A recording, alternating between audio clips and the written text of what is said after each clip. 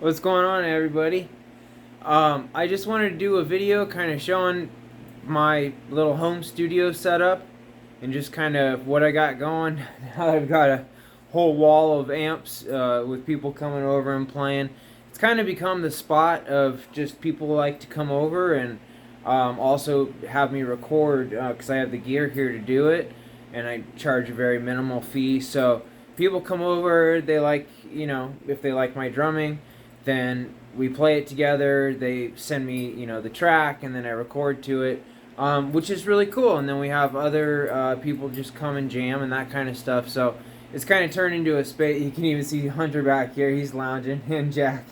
Um, where people hang out and we're playing music. It's dedicated to music and fostering the growth of music and sharing ideas and having students here and all the above. So I love this place to bottom of my heart. Just it's amazing that I have this.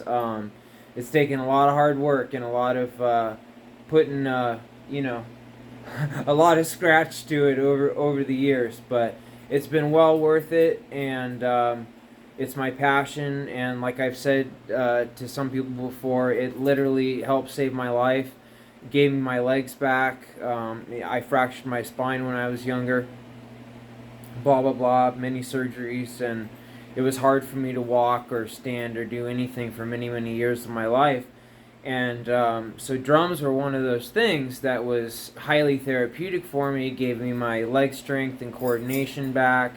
And so, my passion runs really deep for the instrument. And that's also why I do music therapy in addition to teach lessons, because I've seen that growth within myself and the powerful aspects of playing the instrument. And it's not just playing the instrument, it teaches you so much about yourself: discipline, focus, the sense of accomplishment, sticking to it, perseverance, pushing through. All those different elements that you don't really think of as a drummer. It's usually like, I just get frustrated. Who cares? I'm not going to play that groove anymore.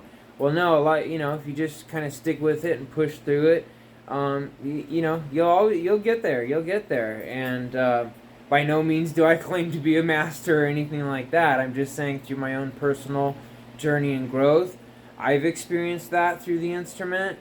And so my joy and my hope is to pass that on to others and my students, because then that way they're able to use it within their own lives how they wish. And a lot of them, they're just playing video games or are sullen and sitting at home all day, bored, whatever.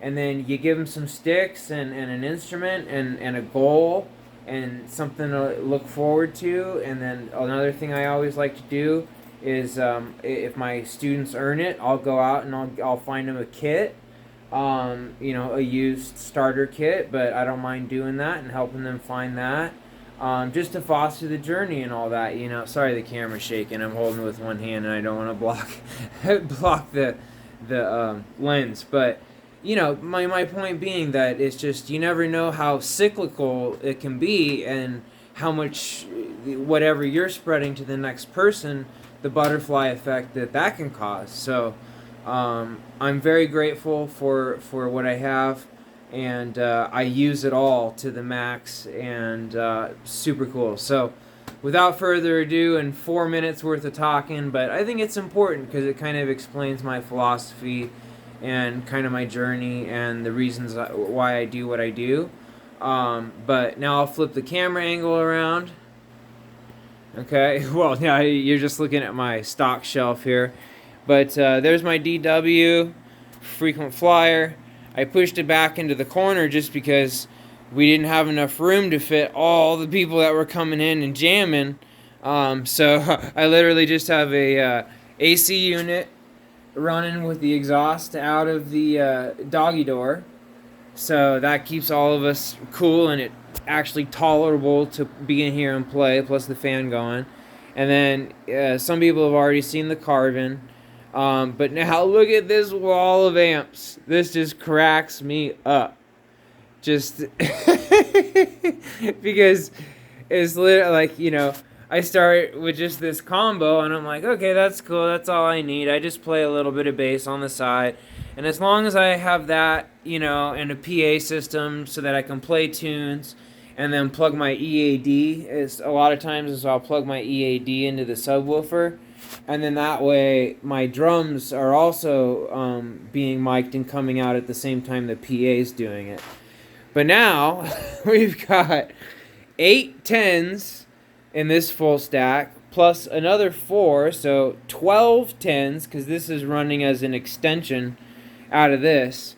And the head, look at this monster of a head. This is a 1,600 watt head. Yes, 1,600 watts. So it's so powerful that you have to have these bigger cabinets. We tried playing it with just the Carvin, and it sounded like crap just because it's way too powerful for what this can handle. This can handle about 800 watts at 8 ohms as its max. So we were pushing like twice what it should handle. And, the volume was only at like 2. So, yeah, I'm not going to blow up my amps. I know what I'm doing. But just to say that, we tried different combos and that stuff. And this is on casters, but, man, this amp alone, geez, this thing probably weighs like 300 pounds. No joke. So, we got a little handle on the back here. And you can see the strength of the handle. Straight steel bar bolted onto the back. That's how heavy this thing is to be able to cart it around. And then once you lean it back, it just has casters while they're on the other side. But so then you can at least use some leverage and tilt it back and roll it. But getting it to that point, oh my goodness, is difficult. So we've got a 15-inch. We've got 10 inches in the PA. Then we've got 10s in the Ampeg full stack. And then this is another PA speaker. Then we've got the 410s with the monster tweeter. They call this the Red Eye series, just because the tweeter, looks like a red eye, I guess. But funny story, this was actually my very, very first amp that I ever had when I stupidly got rid of all my drum stuff. It was kind of a mix of things because I was having trouble playing because of my disability. And so I figured, well, I'll just try my hand at bass instead. So what I did was I sold all my drum stuff. I had a Ludwig rocker. Great starter kit. So Ludwig rocker in black. I mean, it was like the rock kit, you know what I mean? Really nice kit, and I was a kid, and so, I didn't appreciate it to its fullest, and didn't quite understand what I had at the time, but, anyway, I got rid of that, and I got a Carvin 5-string, not that bass, that's obviously not a Carvin, but I got a Carvin custom-made, where I got to choose every little, nook and cranny checkbox in their whole catalog. I used to live right down the street from their world headquarters in Carmel Mountain Ranch in San Diego. So literally 1 mile up the road was their entire world headquarters where they made all their basses and amps and all that stuff. So I even got to take a factory tour there one time and kind of get to see, how they press the frets into the neck and designs and all that kind of stuff. But yeah, so I had a 5-string. And what I did was I had a Galen Kruger head, a backline. I think it was 350 watt, or maybe it was 650 watt. I can't really remember. But I had that head with this amp, and I loaned it to a guitar player to use for a while, and he never gave it back. Especially, I tried for a year straight, texting, calling. Yeah, I even talked to his dad that I ran into a gas station one time, like, hey man, I've been trying to get a hold of your son for literally a year straight to get my amp back, and that's my only amp I have, and I worked an entire summer as a lifeguard to be able to get it, and, plus selling the kit. And then he's like, oh, okay, I'll talk to him for you, and still nothing. So to this day, never heard from, his name's Chris Lavis, wherever you are. Still love you like a brother. You're a great guitarist, but that was a total DICK move to do that. But in any case, the funny story is that one time I was playing with these guys, I was playing bass, and I had the head cranked to the max. And what happened was something happened inside of the speaker itself. The wires got too hot, and it started a fire inside of the amp. Not a fire, but you could tell it was smoldering and smoking. So out of these ports here, like every time I hit a low note, smoke would literally start billowing out of the bottom. So I shut it off quickly, shot a fire extinguisher in there, let it cool off for a bit, fired it back up, and it still worked. It still worked like new for another like 5 or 10 years. So yeah, that's always kind of a funny story, and I think of these things as indestructible, because if mine can catch on fire and still, you know, be quenched and then turn back on and sound the same way, that's well built. So I don't know, kind of a funny side note. But that's my wall amps got going there. I've got my room mic, so that way I can catch anything in the room. Plus we've got pocket recorders, you know, Tascam pocket recorders that are stereo, just for, you know, setting up in the room to get a quick, you know, stereo image of whatever we're recording for that day if we're not using the full mic array. Because, you know, all of you know, the ones who record, and I take it really, really seriously too. Like, I like to make sure that I'm doing a good job for people, especially when they're hiring me, and I want to make sure that I play exactly what they want me to play, you know, because that's your job, basically, as the drummer, you know. Yeah, of course, it's like, I feel like I'm holding back too much. I can do more, I can do more, I can do more. But a lot of times, you know, simple is better, especially for certain tunes. So this is kind of what I'm looking at from my view here. And then I just have my whole control station here. Sorry for the mess and all that. But yeah, I just, you know, run my program off of here. That way I can get whatever template up that I want going, you know, and route each one of the mics through here to specific ones that I want to do. And then, yeah. And for me, honestly, I just spend a quality amount of money, like a lot of money, on just a few really, really, really good microphones. The rest, you know, I just kind of find whatever I can, and even if they're used, that's okay. Like SM57s, if they're used, whatever. As long as they work and the capsules are good and they produce a good image and a realistic image of the sound source, then I'm all for it. So what I'm getting to, though, is that with the more expensive mics, I use those in the kick, the snare. I also have a bottom on here now, a bottom mic that I used, one of these clips. So I don't know, I've seen a lot of people clip them on the top hoop, but what I did is I put one on the bottom, and then that way you can just angle however you want with up towards the snares. And then I have a side address vocal mic as my hat mic, but it works phenomenally, and I actually have to do the dB cut on it because it's so true and so powerful that it'll clip if I don't put it down. So then I got my overheads. So I'm using Rhodes, Rode NT5s, Shure SM57s, Shure KSM 141s. That's the one I just showed you on the snare. And if I can recommend any mic, honestly, guys, it would be that mic, because the coolest thing about it is that, okay, so you see, not only does it have the contour dB cut, but it has this rotating collar. So it opens and closes the vents around the inside of the diaphragm. So that way you can close it and make it directional, where it's only picking up sound from the bottom. Or then if you rotate the collar, then it's picking up omni. So it's kind of cool.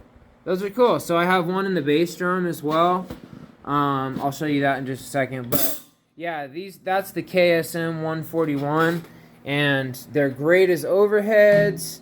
They're great as individual, instrument mics.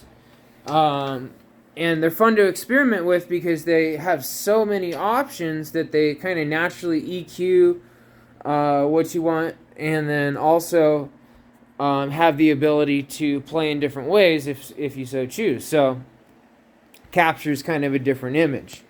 So then what I did was I stuck another one in here, and this one I do have the collar twisted so that it's omni because it's surrounded by the shell. So that way it's picking up all the reverberation and resonance that's happening within the shell instead of just the slap that's against the head. It picks that up too. So it picks up, every time, it has that good slap against the head. But then it also picks up the tone. And that's what I'm really looking for, is the tone. So I only own 2 of the KSM 141s, but in my opinion, what's the most important part of your kit that you play the most and that you need sounding good? It's going to be your kick, it's going to be your snare, and most of the time it's going to be your hats, and then sometimes, a ride. But yeah, as far as drums go, I'm saying, the kick and the snare, man, those are the 2 most important things to have sounding good and have good microphones with, because all the rest, you can have SM57s and that on your toms and it'll work perfectly fine. So then this is my gleaming jewel here. This is a Shure Beta 91A. It's a boundary mic. And I first found out about these at a church gig that I did a while ago. And it sounded so darn good. I was like, "What mic are you guys using?" Like, because it has a natural cut on the bottom, but the tone and depth it produces is just absolutely unbelievable. So, yeah, they're a bit pricey. So, but it's worth it in my opinion, because that's what I'm saying is I just spend money on like the ones that I know are going to be really, really important as far as sound quality and for recording. And then the other ones, like my toms and that kind of stuff, like I showed you, that's a PGA Atlas. It's still a Shure. And Shure. So but they're all still Shures and SM57s. But just my point being, I'll spend more money on the elements that matter the most to me within my drumming. So what I kind of do, because you don't want any of these cables ever touching the port, so I just kind of stick this in far enough, make sure the angle's good, make sure it's pointed right where I want it, it's not touching anything. And then I have an Evans EQ pillow on the inside. So you can't really, you can see the edge here. And I don't use that for muffling per se. I guess just a little bit of the edge is touching the batter side, but it's not like, curled up against it. It's just barely touching it. But what I do is I use it as basically a pillow for the boundary mic, the 91A, to rest on. So, yeah, does it kill a little bit of the overtones and that kind of stuff? Well, sure, anything you stick in there is going to kind of do that. But, I have it in a place where it's not going to do that as much as possible. So then you can see I just kind of wrap my cables around this. And then that way, see, now we have nothing touching the port. So, but I just kind of wrap here and take the slack up here. And yeah, I know I've got a giant color-coded mess, but the reason it's color-coded is so it's easy for me to route everything, and I'm constantly unplugging and replugging stuff in. So, and changing configurations or even miking different kits, and that stuff. So that's why I don't have it, as organized as I could. I mean, I have a rack right over here. I have a rack, so I really don't have an excuse of, why I haven't already started to organize it a little bit better. So, I got a full rack where I can stick those two in. But the thing is I'm still going to have the cables all sticking out, and I'm still going to have to, unplug and replug and blah, blah, blah, blah, blah. So yeah, I need to straighten these out and bundle them a little bit better, but you can see what I do. So this is how it normally is. So like they're bundled up to where they need to be, and then they're bundled here again to secure them here, and then they branch out, they snake out from there.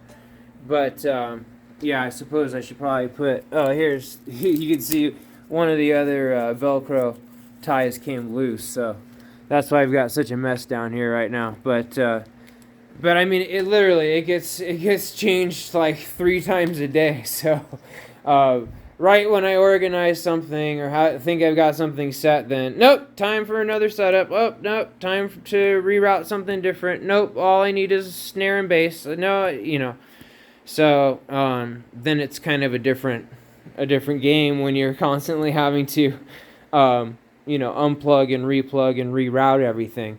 Otherwise, I just leave it, as is, and it would just be a constant studio setup. But that's part of my joy of this, is that, it's a workshop too. It's fun, and then that way I can teach my students kind of how recording works, and drums are the hardest thing to record. They're the first thing you have to record, and they take the longest to set up to record. So understanding how that works, for a lot of my students like Cam, and I could name a few, Aiden, I have a bunch that will, Sydney, that I have no doubt could 100% be pro drummers, easily. So for me, I feel it's kind of my duty to show them, okay, well, this is what you're going to encounter in a studio setting. Yeah, this is just a home studio setting, and this is kind of what we're doing, but it's the same thought process and the same idea of how you go when you're doing the studio. So, okay, last but not least, some people really liked this snare, and so that's thanks to Andrew, because Andrew wrote that tune that we played yesterday. And I've got this other whoops.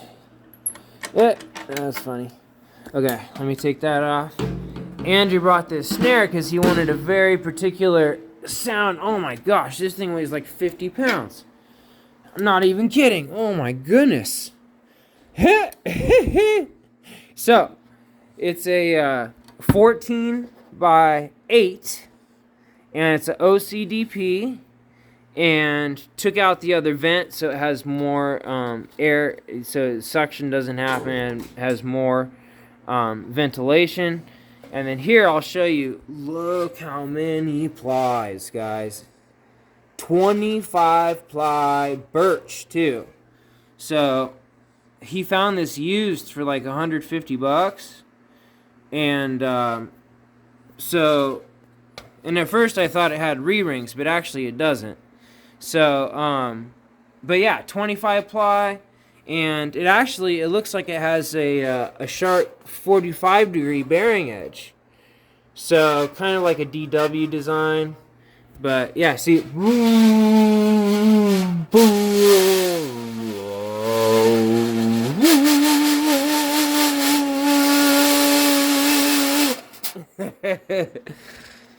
that's a good, whenever you do that, that's a good sign that you got your snares at a good tension and all that. But yeah, so die cast on the bottom, die cast on the top. Looks like it's a 10 lugger. Yep, 10 lugger. And then just put a piece of tape with a small thing of paper towel just to muffle it some. But yeah, so that's what I was playing on, and that's what I'm going to be playing on for a while here to do the album. And then, or the songs that he wants me to play on. But yeah, for all you drum geeks out there like me, just look how many plies. It's unbelievable. Unbelievable. Yep, and it's birch too, so kind of crazy. Kind of crazy. But yeah, if you're looking for like the fattest rock sound you can get, quick note, deep, short, you know, good snap, good sensitivity, really quick note, then yeah, 25 ply, there you go. You know, and it kind of reminds me of like those Craviotto shells where they just use one ply and they steam bend, like just basically a giant plank, you know, and they steam bend it into round. And then it's a single ply, but it's basically that thick. So, but yeah, that's just in case anybody was wondering. I know Eric really liked this snare, so, but you never know what you can find just used or on Reverb or eBay or whatever, pawn shops, all sorts of stuff. And man, that snare sounds great, don't you think, Jack? Yeah, Jack agrees. I mean, for that particular sound. So I'm more of a fan of more overtones, a little bit higher cranked. I like my drums to sing and speak, you know. But when you are under a microphone, then yeah, obviously you can kind of, you know, manipulate however you want it to sound. But just in general, I'm more of a fan of higher tension and having my drums being nice and articulate and able to speak. But with my feet underneath it here, just to give you a little sense of what it sounds like, this thing is a beast. All right, Jack, cover your ears, buddy.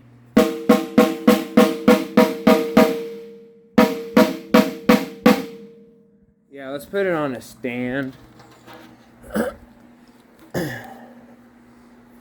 One moment, please.